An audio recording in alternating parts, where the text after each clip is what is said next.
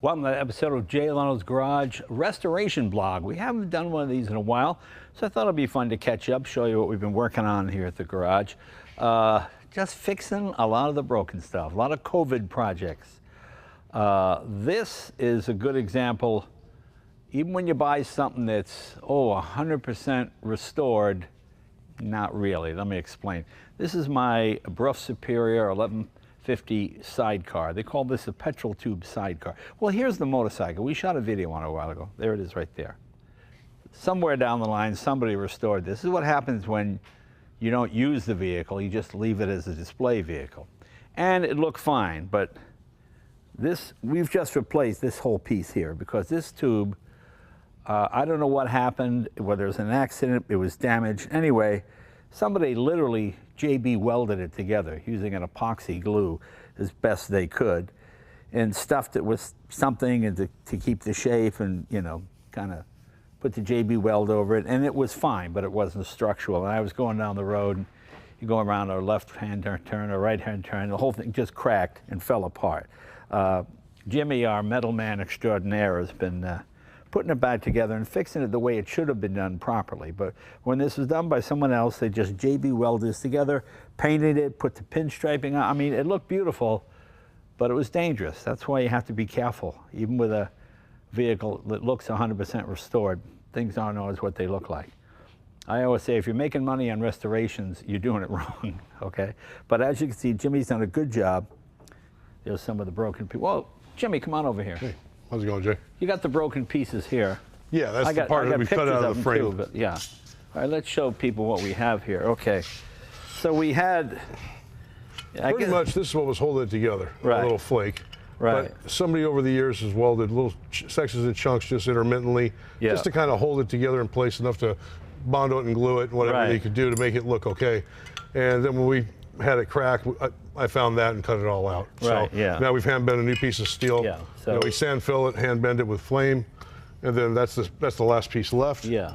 And now it's all pretty structurally sound, back to where it should be. Yeah. And then we'll take that and we'll finish painting it up and try and save it. The big part, we wanted to save the nickel, because if we go into that nickel section, we got to send the whole thing out to get ground, replated. Yeah. And we don't even know what's going to come back from the tank. I know. It's really chancy too, but most of it seems to be structurally okay. No other problems that we found. It had a kink there, but right where we found the kink, Jay, is where it actually ties to the motorcycle frame. Right. So the actual... Because when I ran a corner, I went, uh-oh, wait a minute here. Yeah, that's got a big clamp. So. And right at the edge of the clamp, all that force was being rolled around. It pushed right at the corner of that clamp, and that's where it decided to break. Yeah, with old cars, something happens, you're off to the side of the road. Old motorcycles, you're going down. Yeah. I was lucky the whole thing didn't just collapse in itself. But anyway, that's just an example. So sometimes it's good to magnaflux or check things sometimes. Okay. Yeah, sometimes you just don't know. They do. They make it look real pretty on the outside, and it's hard to tell. Yeah, kind of like us. Yeah. And here's some other metal products Jimmy's doing. This is the original boiler for a white steam car. As you can see, it's all rotted away. Jimmy's made a brand new one right here. So this is going to be an exciting project. We have a brand new engine for the white steamer too. I'll show you that in a minute. These bits of chrome here. You used to buy this stuff for $5 at a junkyard. Now they're $1,000 a piece. $1,000 a piece. Yeah. This is trim for a 1957 Cadillac that we have here. It's been sitting in the back for years, so I thought there's a nice COVID project. Let's pull it out, put it together, and fix that. I'll show you that in just a minute. What else do we have here to see? Oh, okay. Here's the white car that steam engine's going in. Okay, this is our 1910 white steam car. We did a video on this about 4 or 5 years ago. We've got a brand new steam engine going in this. I'll show you that steam engine in just a minute. That's another white we're building from parts over there. It's going to be a speedy roadster, as they used to call them. That'll be really fast. We have an extra engine for that too.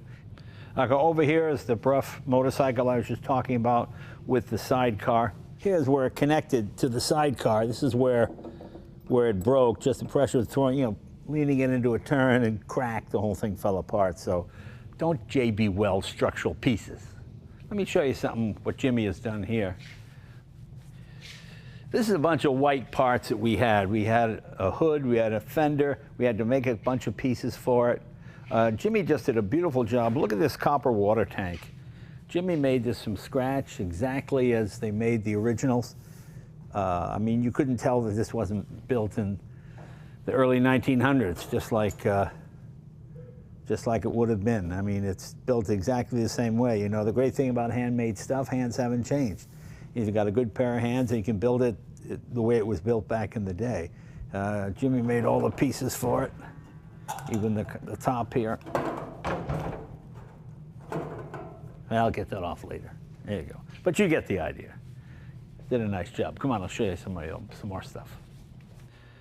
This is an interesting piece. This is a spare engine for our Revere. This is a Rochester Duesenberg engine. This is what they call a walking beam, where it opens the valve from the side like this. It's pretty interesting.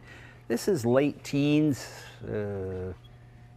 16, 17, 18, 19, into the early 20s with the transmission. Nice display piece I found. Over here is that white steam engine. Now, this is something I'm pretty excited about. I have a friend named Chris Wedgwood at the Isle of Man. He's one of those machinist extraordinaire guys, and he loves steam. He built this engine for me. This is a brand new white steam engine, 1909 circa. Every part is brand new. We're putting it in that car. This is going to be an exciting project to see this thing run, to have a brand new engine, a brand new steam. Nothing's worn out, the crank isn't chewed up. It wasn't sitting underwater for, 50, 60 years. It's all brand new, and we're real excited about getting this running. So we'll have a road test on this pretty soon. This right here is an engine for a Austin Healey Frog Eye Midget, a Sprite rather, Austin Healey Sprite, 1959. I'll show you that car in just a second. This is the engine for the Pantera. That blew up a while ago. A lot of stuff blows up around here. We had the whole thing rebuilt, put it in the car. Valve guide stuck again, and valve was tight, so we had to take the whole thing apart, pull it out again. Now we've dynoed it, it's fine. So this goes back in real soon. Over here, this is our Lotus. Now, we did a road test on this, must be 5, 6 years ago, easy. This had the Quaife sequential gearbox in it. I put that Quaife sequential gearbox in, and I hated it. It was noisy, it just didn't feel right. So we got a Quaife normal 5-speed, and we just had to do a bit of work to get it in there, shift the location, all that, and we're putting it back together. So this will be running again real soon, and we'll tell you what that's like. Now it'll have a proper clutch and everything. Before, I thought the sequential gearbox would be a lot of fun, but it wasn't. It was just a pain. This car over here, this 1959 Sprite. I think it was the first year. This is a one-owner car. A gentleman called me. His father had bought it new. It had been sitting in the garage for 50 years. And he just wanted to go to a good home. There's no rust.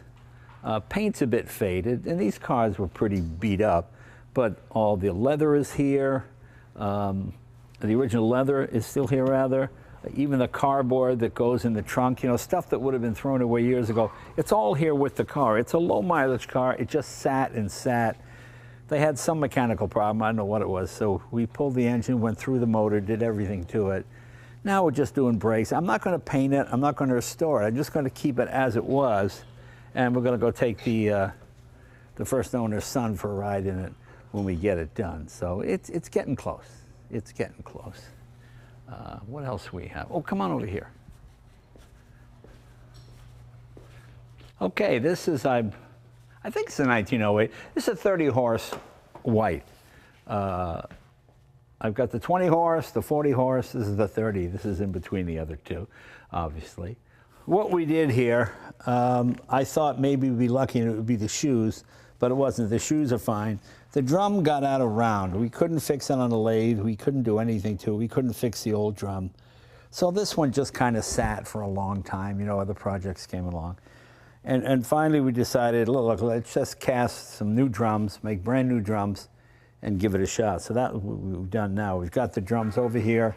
They appear to be perfectly round. We still have to do a bit of machine work. We have to thread it to get it on there. Come on, I'll show you what the drum looks like. Here is the original drum here. I know it looks round, but it's not even close. It's so far out, we can't do anything to get it. I guess it's just warped. I don't know how that happened, but it did. So we had to cast these brand new ones right here.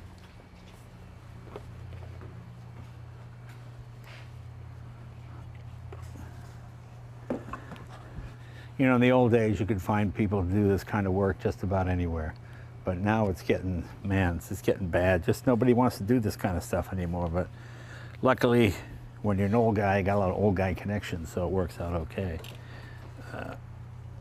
That's a, talk about unsprung weight. There you go.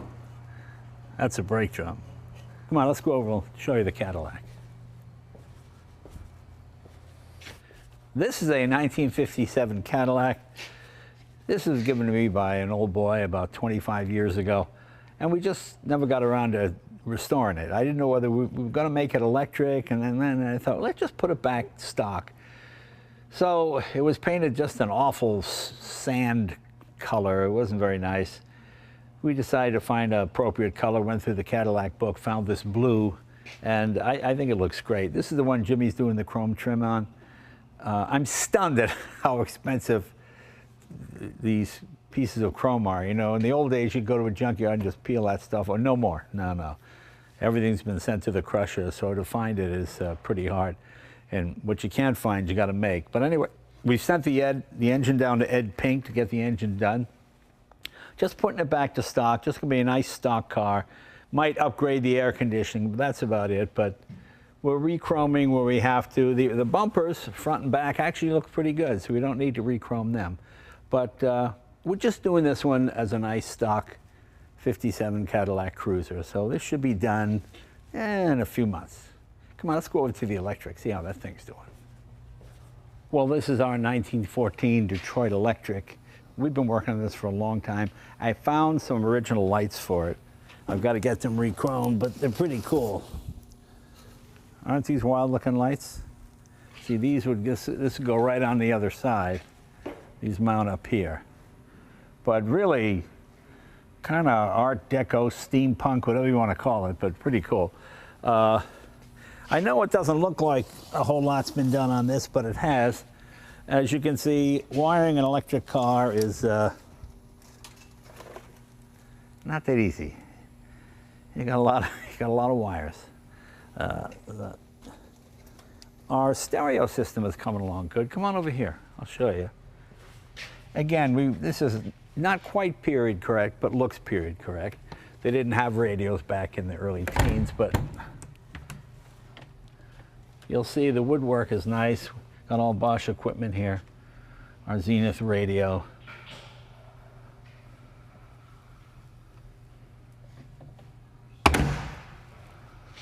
Here is our Lotus Motor, taken out to 2 liters, all aluminum block. It saves a few pounds over the cast iron one, so this is going back together too. As you see, we got a lot of projects.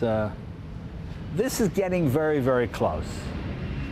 Batteries are in, wiring's in, air conditioning's in.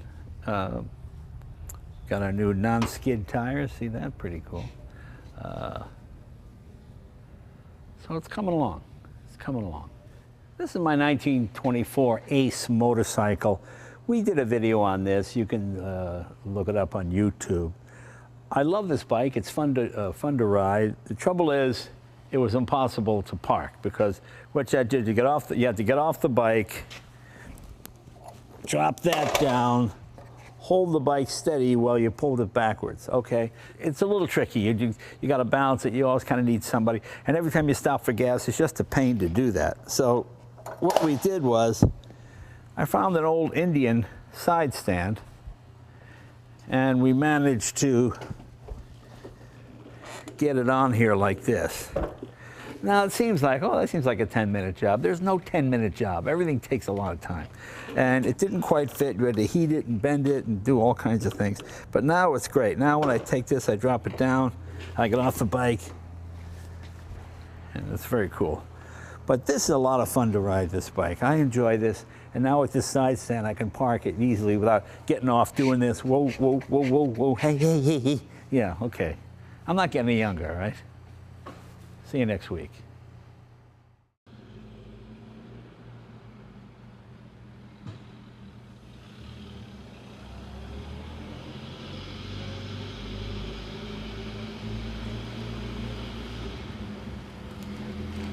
Mm-hmm.